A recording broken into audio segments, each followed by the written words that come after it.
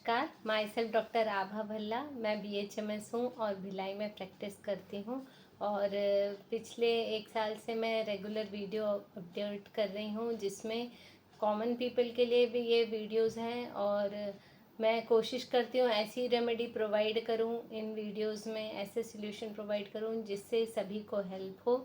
तो अगर आप लोगों को ये अच्छे लगते हैं वीडियो तो प्लीज़ आप मेरे चैनल को सब्सक्राइब कीजिए।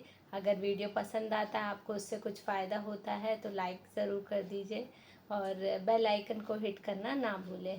तो चलिए आज का टॉपिक स्टार्ट करते हैं। आज अगेन एक रिक्वेस्टेड टॉपिक है और ये बहुत ही कॉमन टॉपिक है, इसीलिए मैंने आज सोचा इस पर वीडियो बनाने का। और आज का टॉपिक है इरेगुलर मेंस्ट्रुएशन, है ना। जब पीरियड्स इरेगुलर होते हैं उसका प्रॉब्लम बहुत ही कॉमन है और उसके बहुत सारे पेशेंट्स मेरे पास आते हैं। स्पेशली जो पेशेंट होते हैं वो विद इन 20 ईयर्स, मोस्टली जो फीमेल्स होती हैं, जो टीनेजर्स के साथ ये प्रॉब्लम होती है।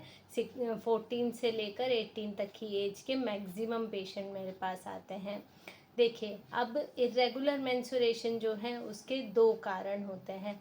फर्स्ट कारण है आपके, जब आपका मीनार्की हुआ है, जब आपका पीरियड स्टार्ट हुआ है, उसके बाद आपके हार्मोन्स रेगुलर नहीं हैं, उतने एफिशिएंट नहीं हैं या उतनी मात्रा में सिक्रीट नहीं हो रहे हैं जितनी की ज़रूरत है, जिसके कारण पीरियड जो है वो इरेगुलर हो जाया करते हैं। और सेकंड रीज़न होता है कोई पैथोलॉजी का डेवलप होना। तो इस एज में पैथोलॉजी कम ही डेवलप होती है और अगर होती भी है तो वो भी बहुत कॉमन है, PCOD। लेकिन उस प्रॉब्लम की आज हम बात नहीं करेंगे। PCOD के लिए एक डिफरेंट वीडियो बनेगा और क्योंकि वो टोटली अलग टॉपिक है। आज जो भी हम बात कर रहे हैं वो सिर्फ हार्मोन्स की कमी की वजह से, जो मीनार्की के बाद इरेगुलर होते हैं मेंसेस, उसकी वजह से। तो सबसे पहले जब हमारे पास पेशेंट इरेगुलर मेंस्ट्रुएशन की कंप्लेंट लेके आता है तो मैं सबसे पहले उन्हें सोनोग्राफी के लिए भेज देती हूँ। अगर लड़की बहुत छोटी है, 13-14 की ही है, तब इनिशियली उसको कुछ मेडिसिन देती हूँ। 1-2 महीने वॉच करती हूँ। अगर केस टेकिंग के बाद अगर कंडीशन नॉर्मल हो जाती है देन इट्स ओके, नहीं तो फिर सोनोग्राफी ज़रूर कराई जाती है। तो अगर आप लोगों के साथ भी ऐसा कुछ हो रहा है तो अपने कुछ ब्लड टेस्ट और सोनोग्राफी ज़रूर करवाइए, जिससे कि कोई पैथोलॉजी तो नहीं है ये हम एक्सक्लूड कर सकें। अब ब्लड टेस्ट में क्या कराना है, जो मोस्ट कॉमन प्रॉब्लम है दैट इज़ एनीमिया, है ना। अगर खून की कमी है तो भी मेंसेस इरेगुलर रहेंगे, उतना ब्लड नहीं है आपकी बॉडी में तो भी मेंसेस इरेगुलर होते हैं। और कई बार ये इरेगुलरिटी जो है अलग प्रकार से होती है, जैसे मल्टीपल टाइम पीरियड्स आ जाना या ब्लीडिंग का ज़्यादा होना, ही ऐसे भी मेट्रोरेजिया का इशू भी देखा जाता है और मेनोरेजिया का इशू भी देखा जाता है। तो इसीलिए ब्लड टेस्ट कराना ज़रूरी है। CBC कराएंगे तो उसमें हीमोग्लोबिन पता चल जाएगा, जो प्लेटलेट्स हैं, जो WBC है, सभी क्वांटिटी में कितने हैं ये पता चल जाएगा। तो CBC ज़रूर कराना चाहिए। उसके अलावा सोनोग्राफी कराना, जो एब्डोमिनल अल्ट्रासाउंड है वो कराइए, जिससे कि पता चलता है कि आपके बॉडी में कोई पैथोलॉजी तो नहीं है, आपके यूट्रस में या ओवरी में कोई इशू तो नहीं है, उसको लेकर कहीं प्रॉब्लम तो नहीं हो रही है।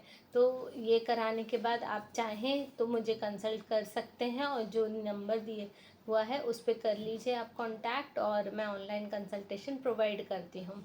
चलिए अब बात करते हैं हम इसका जो भी प्रॉब्लम आता है उसकी वजह क्या है। तो वजह जैसे मैंने आप लोगों को बताया कि हार्मोन्स की कमी किसी भी वजह से हो सकती है, लेकिन मोस्टली एनीमिया एंड पैथोलॉजी ही होती है। लेकिन अगर ये दोनों ही प्रेजेंट नहीं है तो फिर क्या मेडिसिन लगेगी, आज हम उस पर बात करेंगे।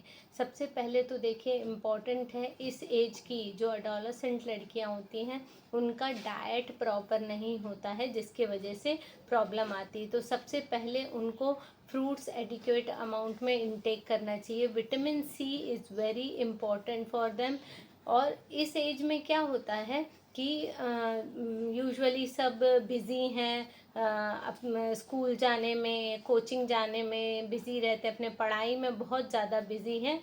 इसकी वजह से प्रॉपरली अपना डाइट नहीं ले पाते हैं, प्रॉपरली सनलाइट नहीं ले पाते, जिसके कारण विटामिन डी कम होता है। विटामिन डी कम होने से भी बहुत सारे इश्यूज़ बॉडी में होते हैं, जिसकी वजह से बॉडी नॉर्मली रिस्पॉन्ड नहीं करती और कहीं ना कहीं प्रॉब्लम आती है। थर्ड प्रॉब्लम जो बहुत कॉमन है, डाइट प्रॉपर नहीं होने की वजह से थायराइड हार्मोन्स जो हैं वो डिस्टर्ब होते हैं, जिसके कारण ग्रोथ हार्मोन डिस्टर्ब होते हैं, और ग्रोथ हार्मोन डिस्टर्ब होने से भी ओवेरियन हार्मोन्स डिस्टर्ब होने से पीरियड्स रेगुलर नहीं आते। तो जो भी फीमेल है उसकी डाइट सही रखना बहुत ज़्यादा ज़रूरी है। कैल्शियम की भी रिक्वायरमेंट बॉडी में सही मात्रा होना बहुत ज़रूरी है, तो डाइट पे ज़रूर ध्यान दें।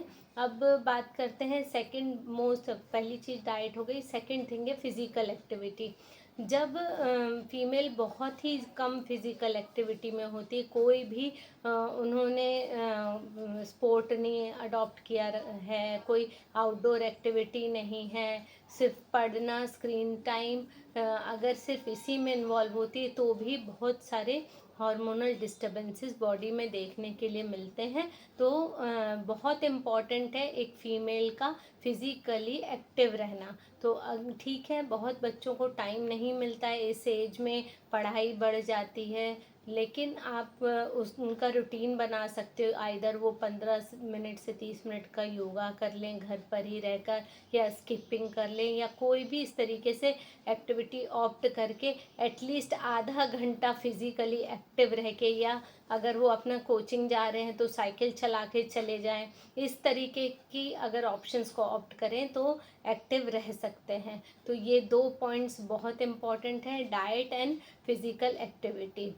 थर्ड थिंग है स्लीप। प्रॉपरली सोते नहीं हैं बच्चे, स्कूल जाना है, पढ़ना है, ये सब कुछ के कारण उनकी स्लीप रेगुलेटेड नहीं होती, जिसके कारण भी हार्मोन्स डिस्टर्ब होते हैं।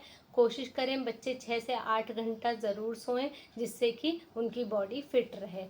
अब बात करते हैं हम होम्योपैथिक मेडिसिन की। तो मैं एक होम्योपैथिक मेडिसिन इसमें बता रही हूँ, and that is very important. देखिए, होम्योपैथी इज़ वेरी टिपिकल, और उसमें जब तक हम केस टेकिंग नहीं करते तब तक हम पेक्यूलियर मेडिसिन को नहीं निकालते। लेकिन मैं आप लोगों के साथ ऐसे ही रेमेडीज शेयर करती हूँ जो कि जर्नल मेडिसिन्स होती हैं, और या तो स्पेसिफिक मेडिसिन होती हैं अकॉर्डिंग टू पैथोलॉजिकल चेंज, और जिसको कोई भी आराम से ले सकता है ना। तो फर्स्ट मेडिसिन मैं बता रही हूँ, दैट इज़ जेनोसिया अशोका का मदर टिंचर।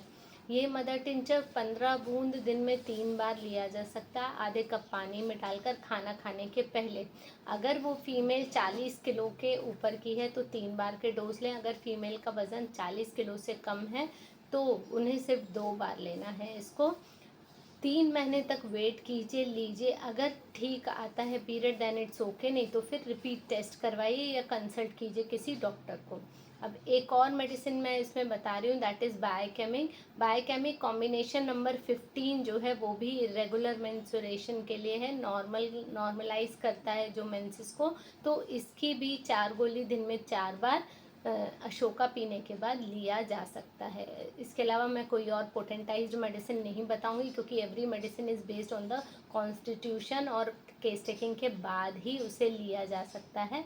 इसीलिए मैंने पैथोलॉजिकल चेंजेस के बेसिस पर ये मेडिसिन बता दी है, और उम्मीद करती हूँ आपके ये वीडियो काम आया होगा। तो प्लीज़ लाइक ज़रूर कर दीजिएगा।